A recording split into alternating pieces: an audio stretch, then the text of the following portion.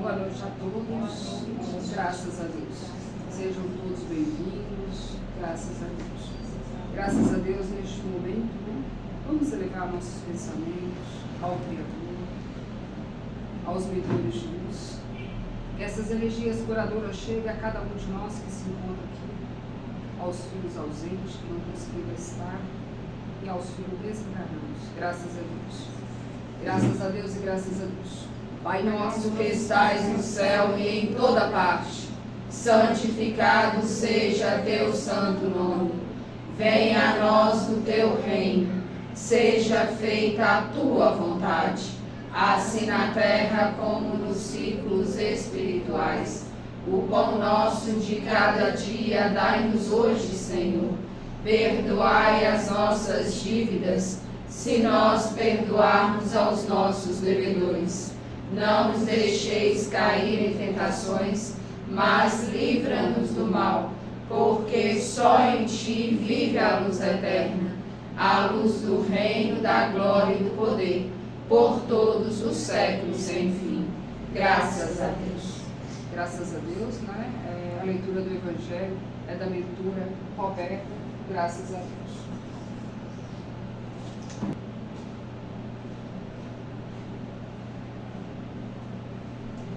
Boa noite a todos.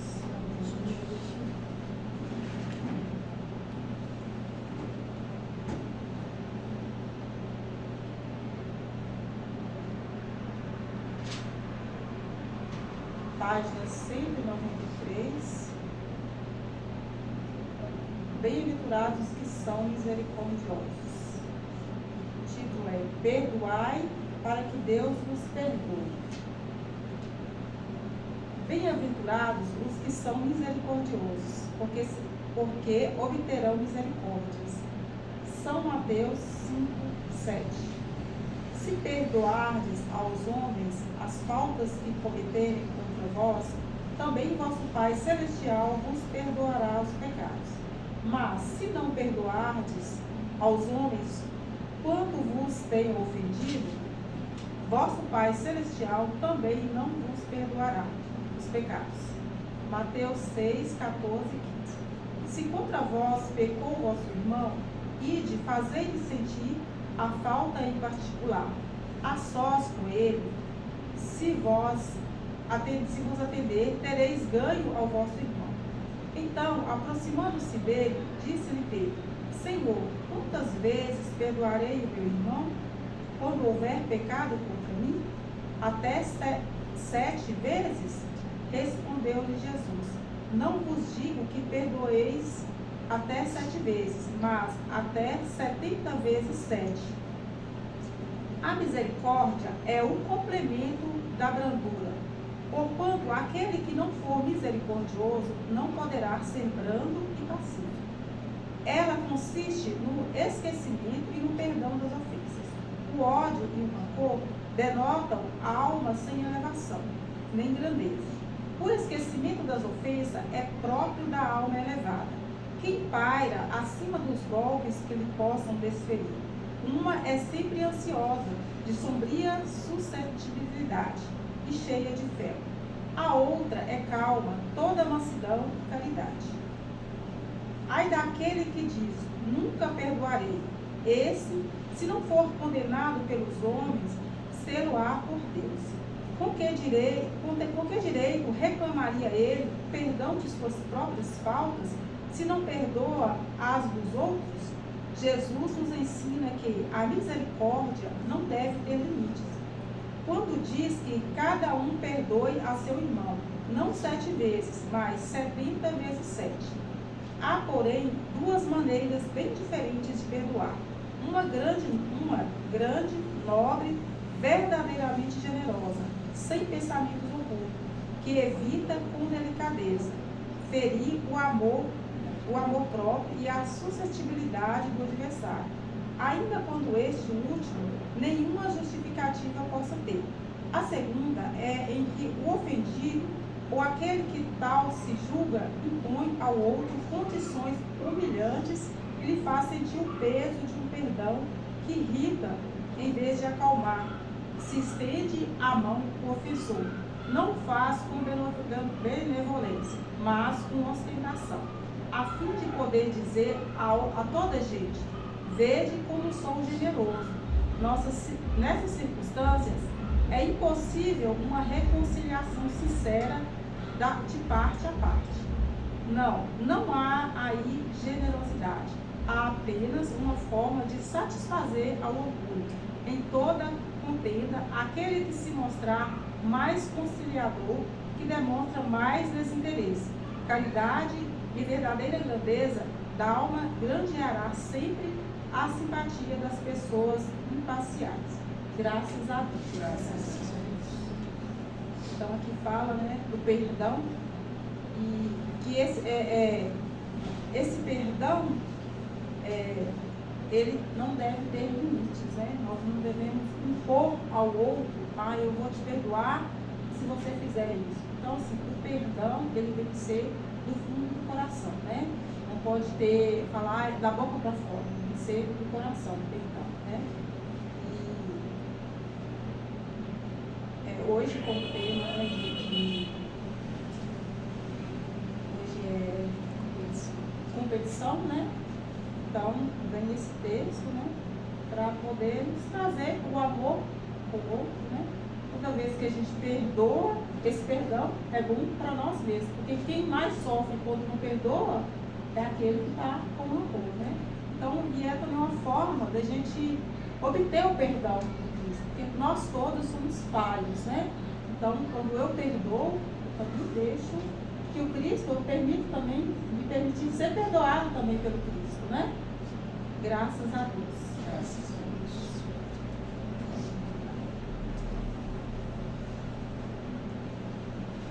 Graças a Deus, né? Hoje a palestra ela é mentorando também, sobre competição. Né? Vamos aí trazer todo esse conforto a vocês, porque muitas vezes quando a gente falamos de competição, a gente vem com rivalidade, né? Como diz, competir com o outro, ser melhor que o outro, às vezes passando sobre os valores mesmo, né? Então vamos aí trazer, né, esse grande ensinamento a cada um de nós com a mentora Ana Gabriela. Graças a Deus. Graças a Deus.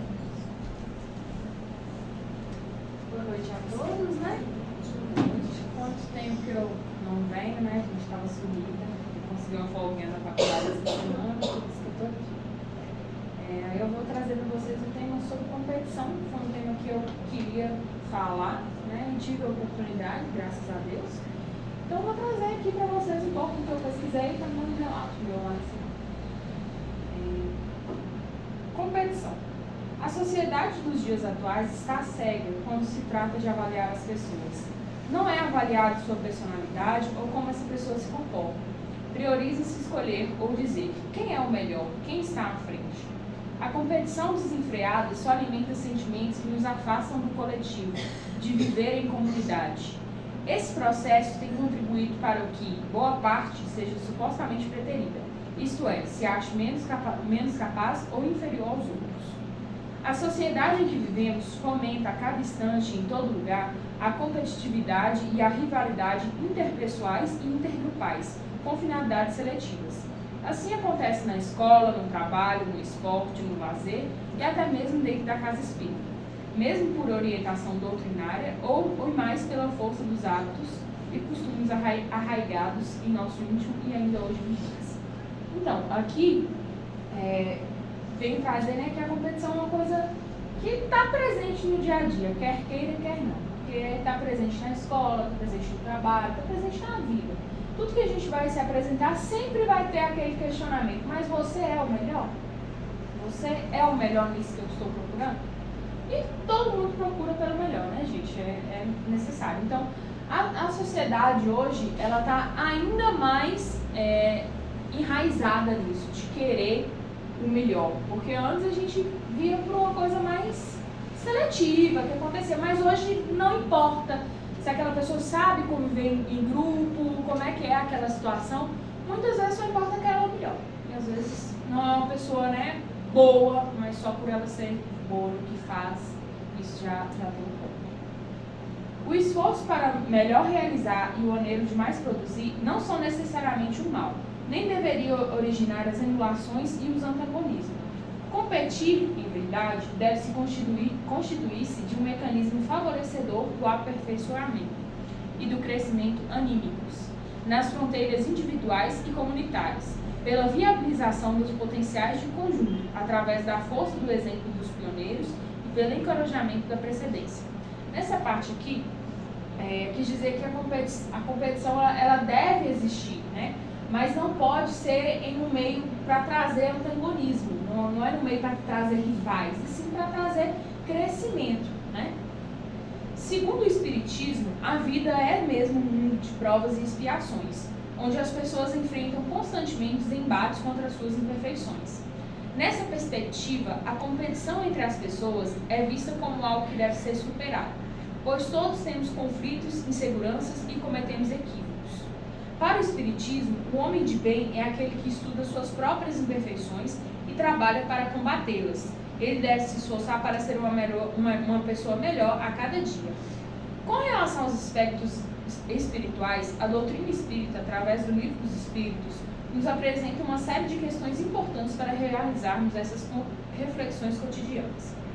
Como vamos trabalhar a questão do orgulho e do egoísmo? Na pergunta 913 do Livro dos Espíritos diz o seguinte: dentre os vícios, qual que se pode considerar mais radical? Temos dito muitas vezes o egoísmo, e daí deriva todo o mal.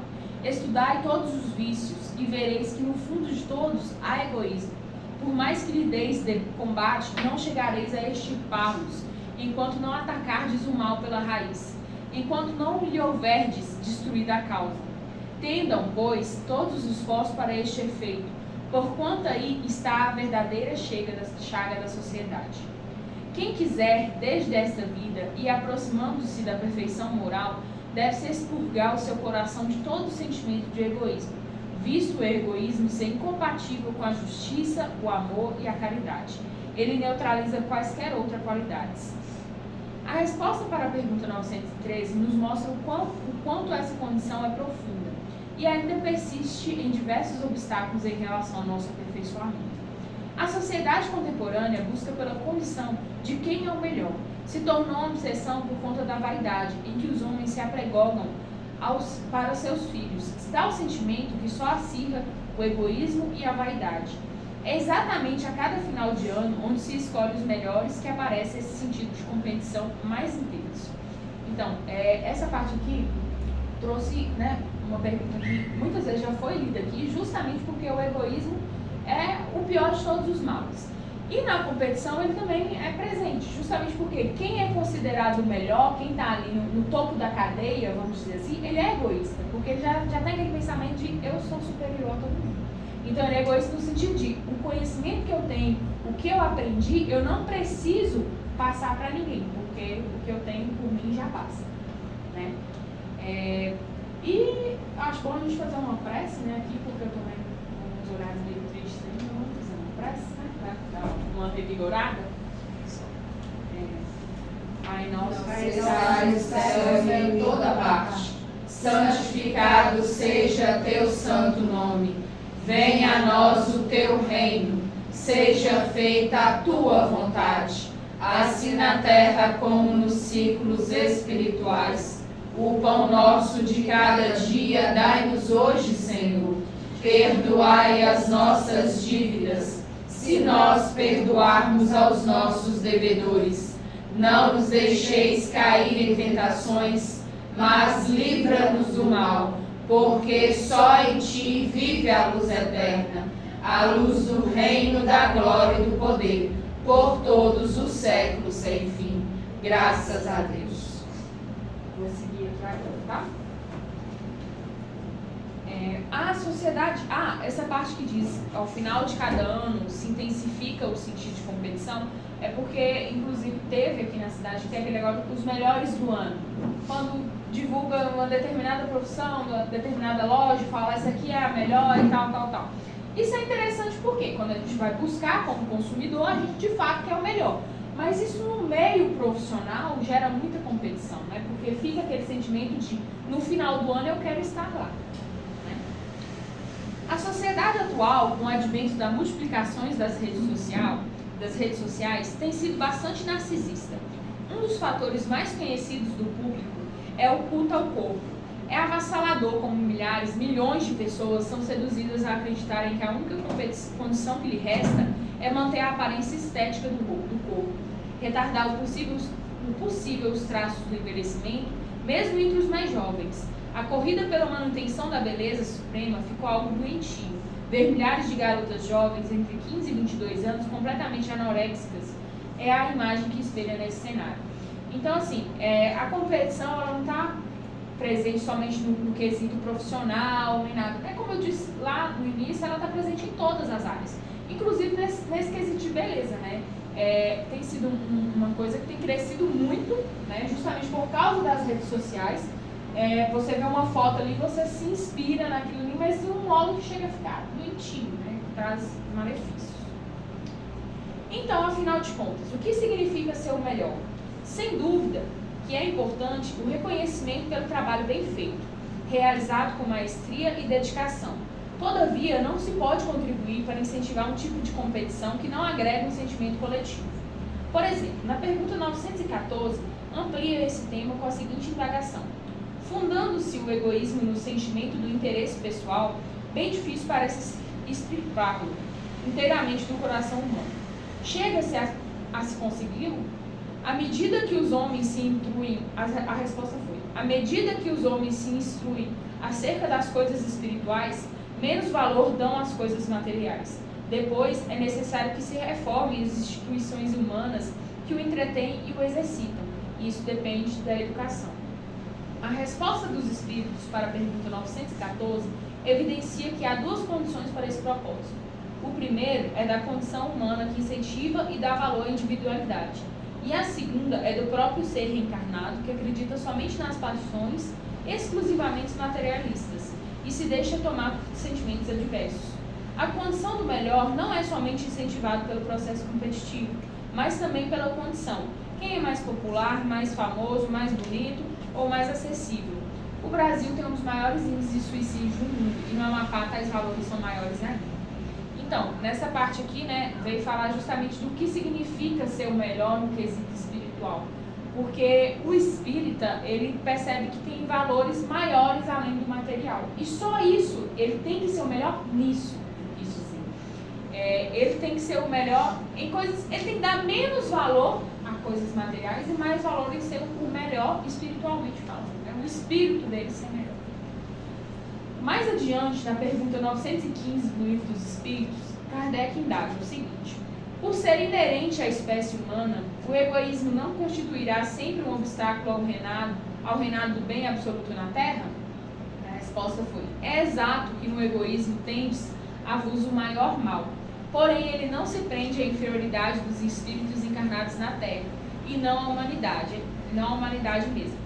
Ora, depurando-se de encarnações sucessivas, os espíritos se despojam do egoísmo, mesmo como de outras suas impurezas. Não existirá na Terra nenhum homem isento de egoísmo e praticante da caridade? Há muito mais homens assim do que supões. Apenas não os conheceis, porque a virtude foge à viva claridade do dia. Desde que haja um, por que não haverá 10? Havendo 10, por que não haverá 1000 e assim por diante? A resposta para a questão 915 mostra que o quanto ainda temos que avançar nesse objetivo de alcançar o despojamento em relação ao egoísmo. O sentimento da caridade, como conhecemos, passa essencialmente em compreendermos como essa condição passa pelo nosso envolvimento moral.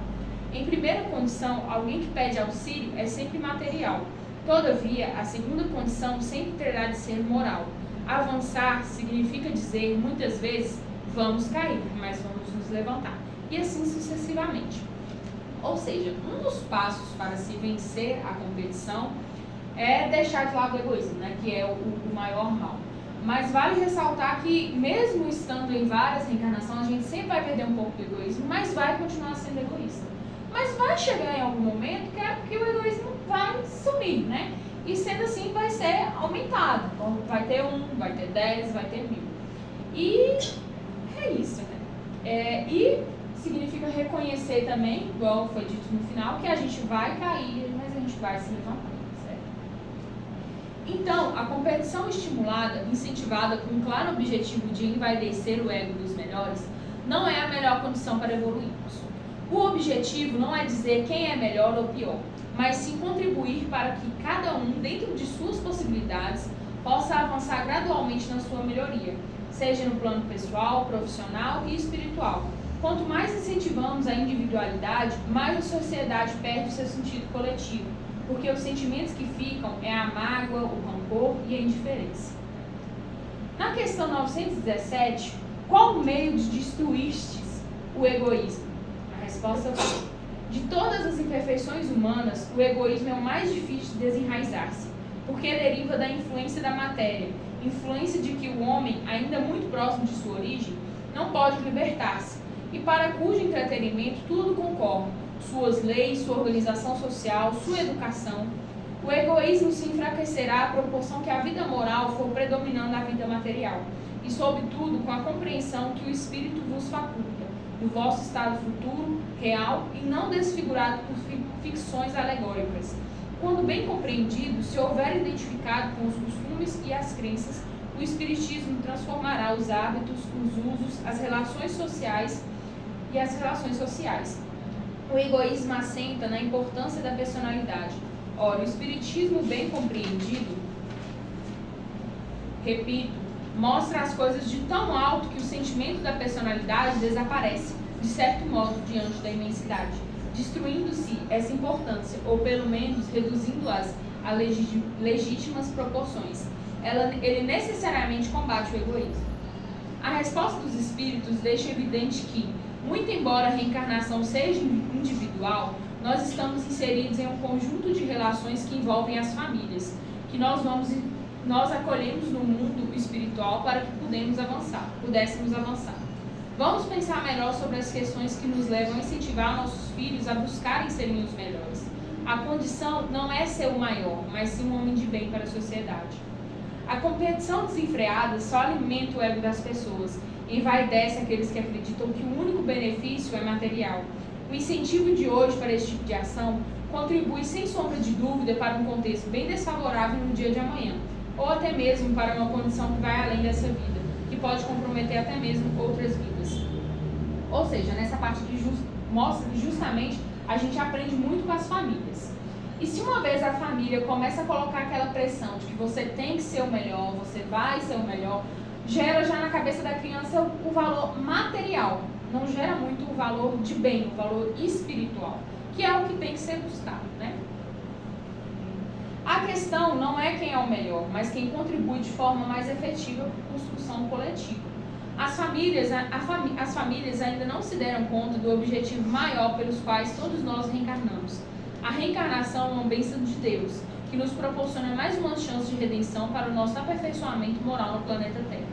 Quando se pergunta a alguém sobre seu êxito e sucesso, todo o teor está relacionado à questão 100% material. Quanto isso? Quanto daquilo? Não nos damos conta de perguntar sobre os princípios espirituais, se a mesma pessoa está bem. A falta de preocupações com as questões espirituais tem sido um fator cada vez mais preocupante, pois todo o sistema de saúde está voltado para as questões de saúde do corpo, e não só para a saúde espiritual. Os sofrimentos da alma estão cada vez mais constantes e afetam diretamente a saúde do corpo. Ou seja, muitas vezes, né, nesse mundo de competição, como eu disse anteriormente, pergunta se a pessoa é o melhor no que ela está oferecendo, e não se pergunta muito sobre aquela pessoa, que também é um valor. Muitas vezes, igual, você vai procurar um mecânico para consertar seu carro, você fala, eu quero o melhor mecânico que tem. Aí você vai no melhor mecânico que tem, mas chega lá, o mecânico é desonesto. Aí ele vai lá e não te cobra mais de peças que ele fez e tal. Ele consertou direitinho? Consertou, mas ele foi desonesto com você. Então por que ele é o melhor? Né? Então muitas vezes tem que ser pesado esse fator de que ele pode ser o melhor profissionalmente, mas será que ele é o melhor no quesito pessoal, no quesito moral? É uma coisa que tem que ser implantada na sociedade nos dias de hoje, né? A incompreensão de que o mundo é uma escola pública a todos oferecida como um dispositivo de burilamento e educação dos princípios morais que devem nortear as relações humanas no sentido de garantir paz e equilíbrio coletivos, de de que a suplantação da marca atingida pelo vizinho deve ter gênese unicamente no estímulo às aspirações ascensionais do espírito. Essa incompreensão é que transforma as relações humanas em tumultos, as competições em guerrilhas e os companheiros de jornadas terrenas em adversários. Ou seja, tem que ser vista aqui na Terra como escola pública, ou seja, é um acesso à educação que todos têm gratuitamente. Muitas vezes não é visto dessa forma, é visto como um mundo de competição. E só nisso já gera todos os companheiros terrenos como seus inimigos, né? Um exemplo disso que a gente vê muito, inclusive, é na faculdade. Falo porque é um lugar que eu estou vivenciando hoje em dia. As pessoas não se veem como colegas de profissões, eles se veem como rivais de profissões. Isso é ruim. Um emprego, né, que tem isso também, mas é em menos, é até na medicina. Muitas vezes você vai se consultar com um médico e ele fala assim, você já se consultou com um médico geral antes? Um médico cardiologista antes? Então, assim, requer mais, tem mais esse incentivo a você procurar outros profissionais, né? Não deve ser feita simplesmente a superação do feito alheio à meta de cada um, mas a própria melhoria pelo esforço nobre como prova de continuidade e progresso, e de que ninguém é detentor da última palavra sobre o que for e em algum tempo. A tentativa de superação pode deturpar a diretriz a seguir, pela tendência de se rebaixar a personalidade de outrem, desvalorizando-se a ação. A autopromoção deve invariavelmente traduzir-se em agradecimento pelo limite imposto e que proporciona a probabilidade evolutiva.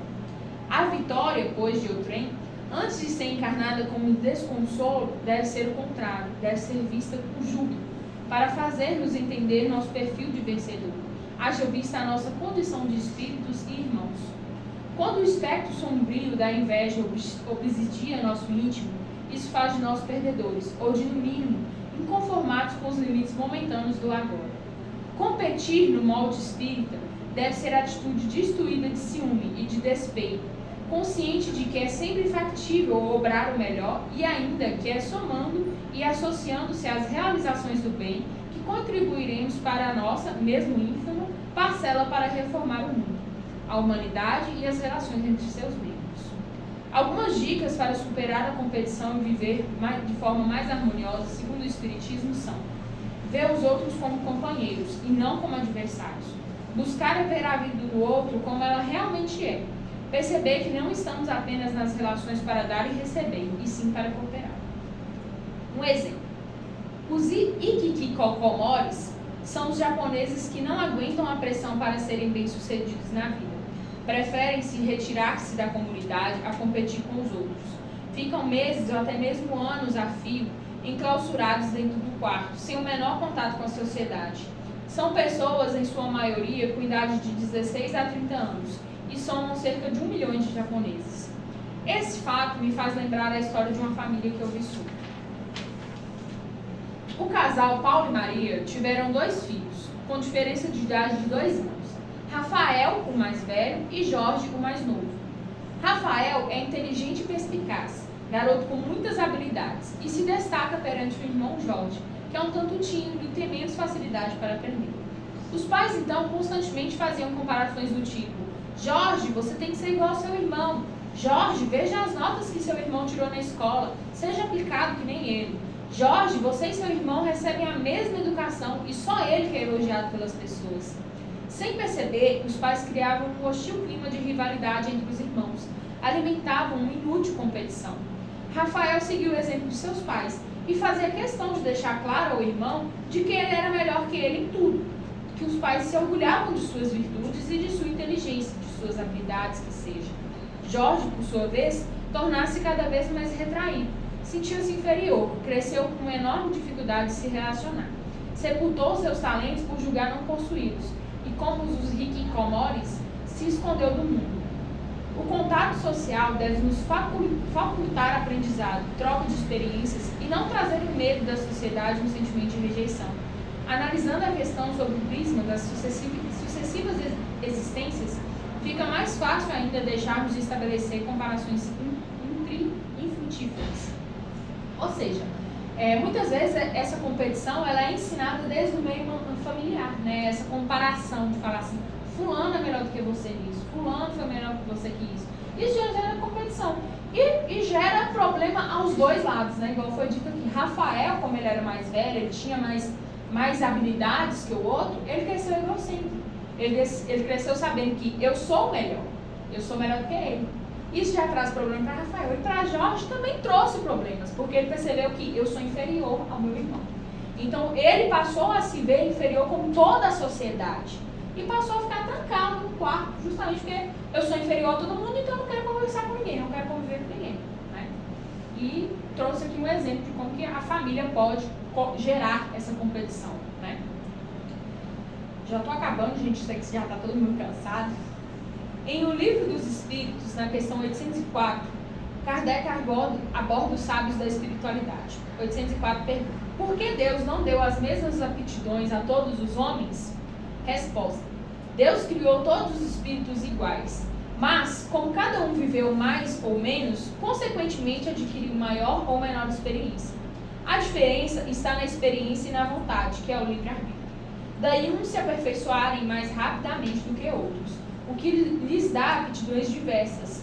A variedade dessas aptidões é necessária para que cada um possa concorrer com os desígnios da providência no limite do desenvolvimento de suas forças físicas e intelectuais.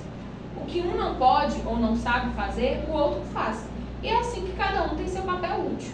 Depois todos os mundos sendo solidários uns com os outros, é natural que os habitantes de mundos superiores, na sua maioria criados antes do vosso, venham aqui habitar para dar o exemplo. A resposta, por fim, é esclarecedora. Fomos criados por Deus a partir de um momento na eternidade, cada qual com o seu tempo. Portanto, temos idades diferentes, vocações diferentes, habilidades que não são as mesmas. Não precisamos nos envergonhar do que não sabemos, não necessitamos de nos menosprezar por ainda não termos determinados dotes de cultura, de virtudes morais ou mesmo patrimônios materiais.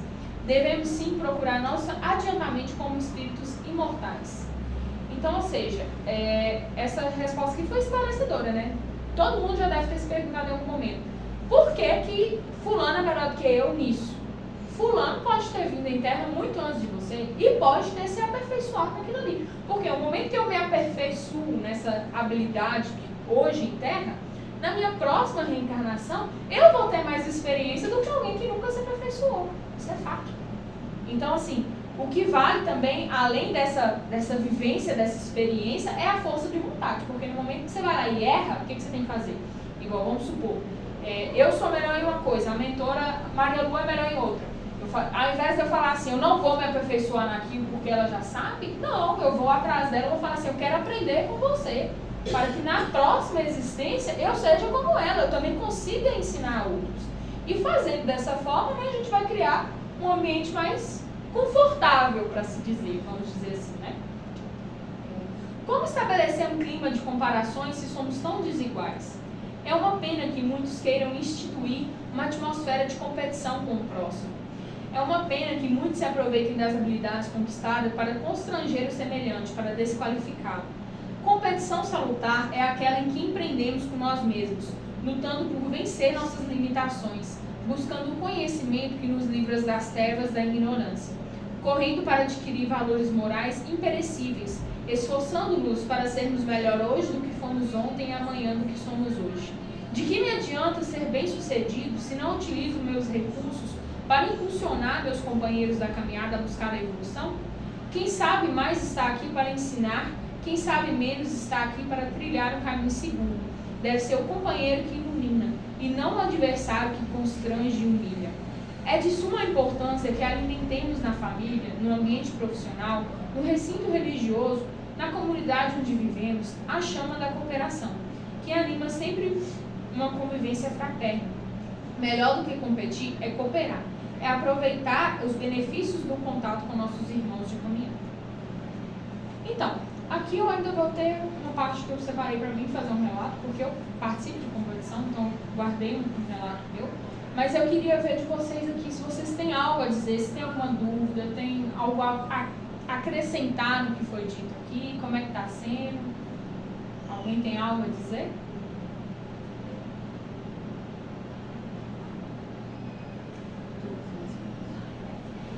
Então, já que está todo mundo caladinho, eu vou seguir para o meu relato, né?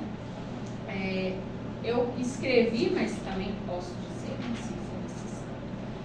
Então, eu quis fazer sobre esse tema da palestra porque foi algo que me deixou muito pensativo ultimamente. Para quem não sabe, eu participo de um esporte, de uma competição. O esporte equestre que eu faço é com mais pessoas. E embora existam esportes de uma pessoa só, que eu gosto, mas não me encontro tanto quanto os outros, sempre me questionaram: por que você não faz tal esporte que você compete sozinha, sem depender dos outros? É porque eu não gosto dessa ideia. Acho interessante o team penny, que é o esporte que eu faço, porque se eu errar, outro tem a possibilidade de me corrigir. E eu também posso corrigir o erro do outro. Posso competir com quem é melhor do que eu e aprender com eles. Assim como posso correr com quem tem menos experiência que eu e ensinar-lhes o que eu sei. O que eu quero chegar aqui é que recentemente me peguei muito pensativa quanto aos esportes. Pensava no quão difícil é ser valorizado, que as pessoas só dão valor naqueles que vêm ganhando sempre. E às vezes nem é pela habilidade da pessoa em si. E isso me deixou chateada, a ponto de pensar em desistir. Eu precisava estudar sobre isso, que acabei de passar para vocês, em que deixa claro que a minha competição é comigo mesma, e que meu pensamento de querer participar de um esporte que possa aprender e ensinar não é errado. Errados são aqueles que, diferente de mim, só querem competir por valores, sem se preocupar com as consequências ou até mesmo com as demais colheitas. Sei que meus prêmios virão quando eu os merecer. Assim como, embora para mim não pareça, aqueles que estão colhendo seus prêmios agora também colhem porque merecem. Além disso, recentemente também me peguei pensando no ramo profissional. Eu me comparava sempre com as pessoas da minha faculdade pensando: o que vai me fazer ser diferente deles? O que eu posso oferecer para um cliente que ele vai me preferir buscar do que ao outro? Agora eu entendo que só preciso ser eu mesmo, que conseguirei ser uma boa profissional, porque meu diferencial vai ser não ser como todos os meus rivais. Não ser ver todos como meus rivais, mas sim como profissionais que eu também posso aprender. Por fim, quis deixar esse relato para vocês para encorajar, mostrar para vocês que uma pessoa como eu, que ainda tenho tanto a aprender, mas tenho conhecimento espírita, me sinto uma perdedora às vezes. E que agora estou aqui para não deixar vocês se sentirem assim. Graças a Deus. Abre espaço agora, né, para a mentora Maria Lúcia fazer um relato, falar o que ela deu bom. Graças a Deus. Graças a Deus, né, vamos fazer uma prece, né, e levar os nossos pensamentos com bastante amor ao Criador, para nos trazer toda essa pureza, toda a luz divina na nossa caminhada. Graças a Deus. Graças a Deus e graças a Deus. Pai nosso que estais no céu e em toda parte, santificado seja teu santo nome. Venha a nós o teu reino. Seja feita a tua vontade, assim na terra como nos ciclos espirituais. O pão nosso de cada dia dai-nos hoje, Senhor. Perdoai as nossas dívidas, se nós perdoarmos aos nossos devedores. Não nos deixeis cair em tentações, mas livra-nos do mal, porque só em ti vive a luz eterna, a luz do reino, da glória e do poder, por todos os séculos sem fim. Graças a Deus. Graças a Deus, né? Eu vou agradecer a presença de cada um de vocês. Estou imensamente feliz com cada um de vocês aqui, né? Só agradecer os mentores presentes, a mentora Anne Gabriele, né, trazendo toda essa verdadeira dentro dela, colocando para nós, né, as palavras consagradas através dos nossos estudos, né? Quando a gente nos diz isso, é tudo muito profundo, não é? Quando a gente nos diz competir, é como se a gente ou fosse maior ou menor que o outro. É nós tirar os nossos valores, é nós trazer inferioridade a nós mesmos. Então aqui, a casa, ela ensina a cada um de vocês ser em primeiro lugar em tudo. Quando a gente nos diz isso, é porque dentro de nós precisa ser arrumados, né? Quando a gente fala arrumados, são alinhados nossos sentimentos. Não podemos colocar em segundo plano. Sempre precisamos estar no primeiro plano em tudo. Então, quando a gente nos diz isso, nós aqui traz esse grande ensinamento do seu eu. Precisamos fortalecer esse eu. Precisamos nos valorizar o nosso eu, né? A partir daí, vocês possam competir com qualquer um, para não sentir essa inferioridade, para não trazer as doenças que muitos aí estão com as doenças das mentes. O que é isso, a doença da mente? É quando você não valoriza você mesmo, né? Então aqui a casa, nós buscamos esses valores do seu eu. Você é perfeito, você é o melhor. Então sempre isso, né? Então a partir do momento que você é o melhor, que você se sente valorizado, você também vai valorizar o outro. Então não vai competir, né? Todos vão ser iguais, né? Então os grandes ensinamentos da casa é sobre, na verdade, sobre esses valores íntimos de nós, que nós precisamos o quê? A buscá-lo, aperfeiçoar, errar, igual ele diz, né? Errar todos erramos, estamos no mundo terreno, estamos aqui em provas, mas precisamos nos corrigir e errar menos, né? Vamos aí corrigi-lo, vamos aí começar a valorizar, vamos começar a colocar o nosso eu em primeiro lugar, tá? Graças a Deus, né? Na verdade, muitos, né, começam a apontar a casa como sendo, vindo até a cidade para competição. Não, estamos aqui, todos têm espaços, na verdade nem foi uma escolha, né, nem da menina e nem da mentora Roberta.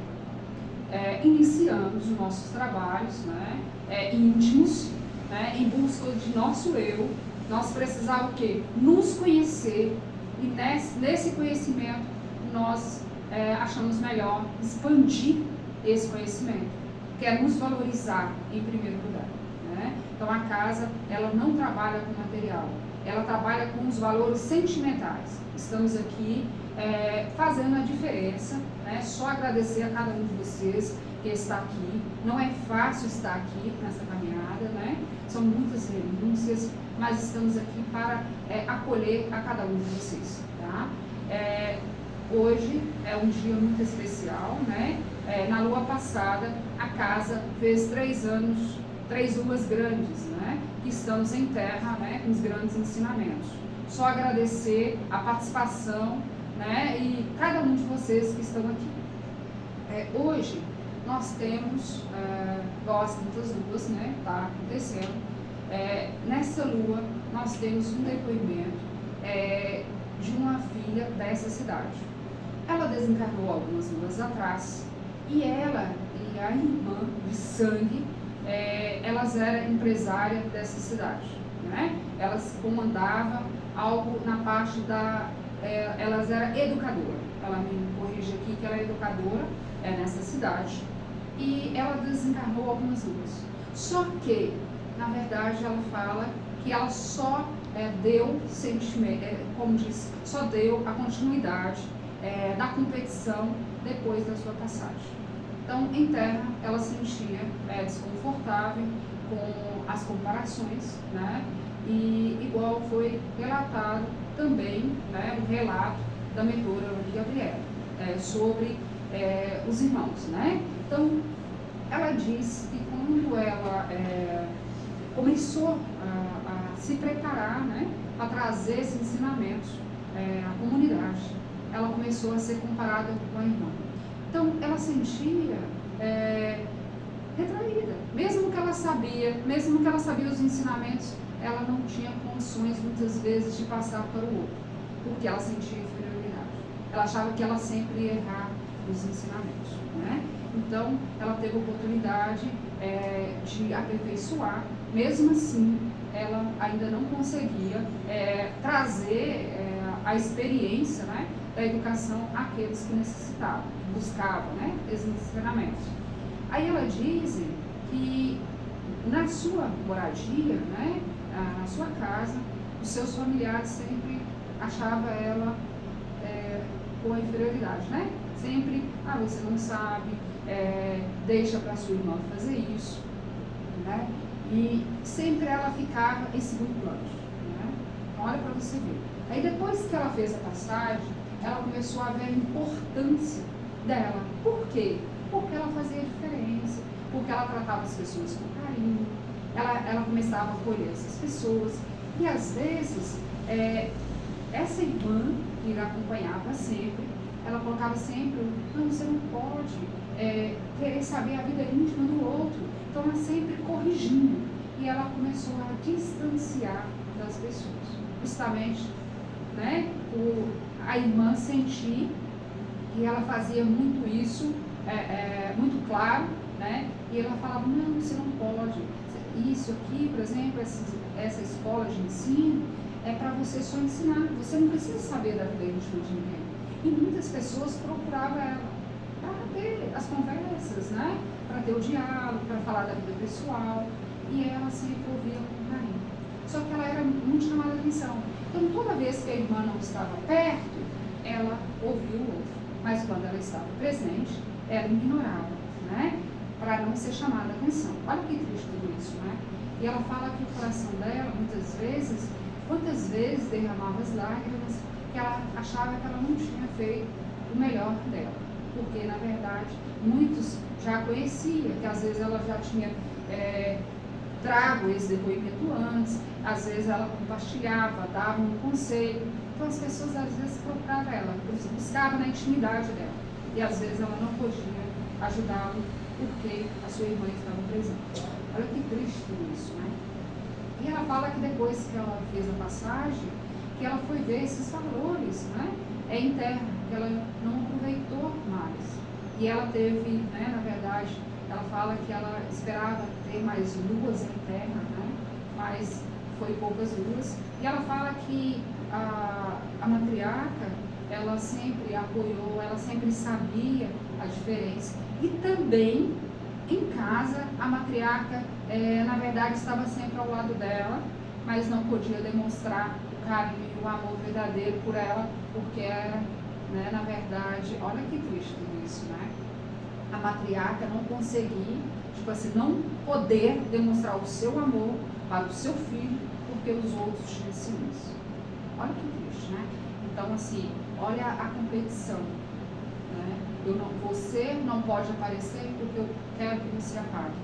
Eu quero que a luz sua não pode brilhar, né? Então, é muito isso. Então, quando ela fez a passagem, ela foi vendo, né, que o que ela fez só, como ele disse, só ajudou na sua evolução terrena, né?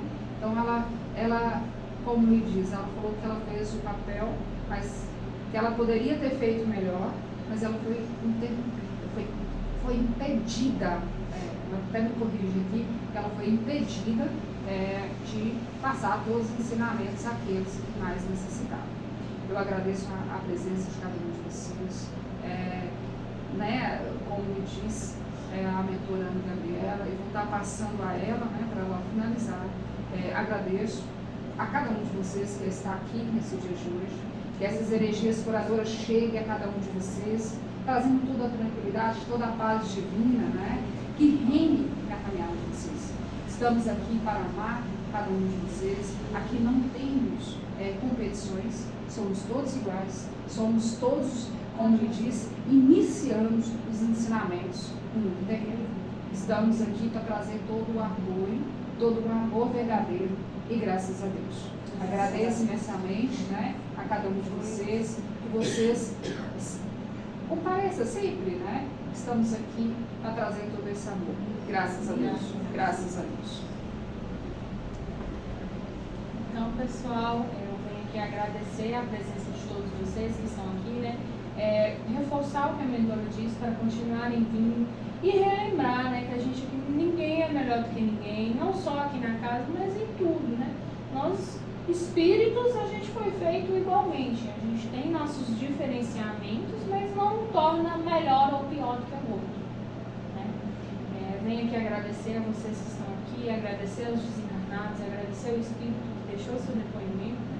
Agradecer aos mentores que me acompanham e que estão aqui presentes, e agradecer ao Criador, né, pela oportunidade de estar aqui hoje, falar de um tema que eu queria falar. Espero que isso traga algum conhecimento, algum conforto na vida de vocês, e graças a Deus, muito obrigada.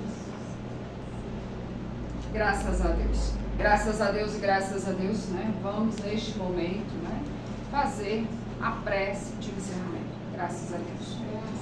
Pai nosso que estais no céu e em toda parte, santificado seja teu santo nome. Venha a nós o teu reino. Seja feita a tua vontade, assim na terra como nos círculos espirituais.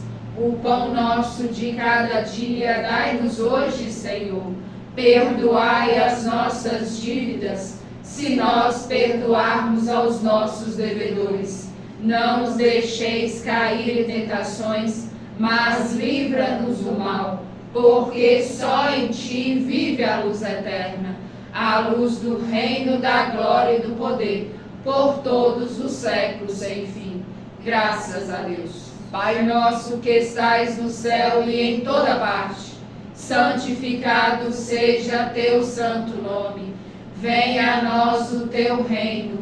Seja feita a tua vontade, assim na terra como nos círculos espirituais. O pão nosso de cada dia dai-nos hoje, Senhor. Perdoai as nossas dívidas, se nós perdoarmos aos nossos devedores. Não nos deixeis cair em tentações, mas livra-nos do mal, porque só em ti vive a luz eterna, a luz do reino da glória e do poder, por todos os séculos sem fim. Graças a Deus. Graças a Deus, agradeço imensamente a presença de cada um de vocês. Graças a Deus. Graças.